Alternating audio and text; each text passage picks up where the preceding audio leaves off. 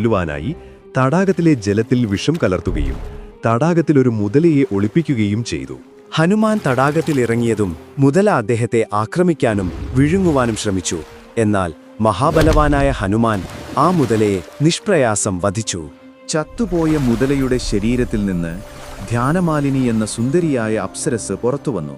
ദക്ഷമഹർഷിയുടെ ശാപം നിമിത്തമാണ് താൻ മുതലയായി കഴിയേണ്ടി വന്നതെന്നും അങ്ങയുടെ കൈ സ്പർശിച്ചതോടെ എന്റെ ശാപം നീങ്ങിയെന്നും അവൾ ഹനുമാനോട് പറഞ്ഞു.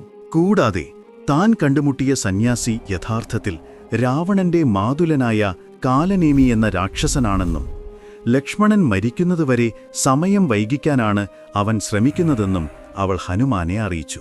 സത്യം മനസ്സിലാക്കിയ ഹനുമാൻ ഉടൻ തന്നെ കാലനേമിയെ നേരിടുകയും വധിക്കുകയും ലക്ഷ്മണനു വേണ്ടിയുള്ള സഞ്ജീവനി പർവ്വതം കൊണ്ടുപോകുകയും ചെയ്തു.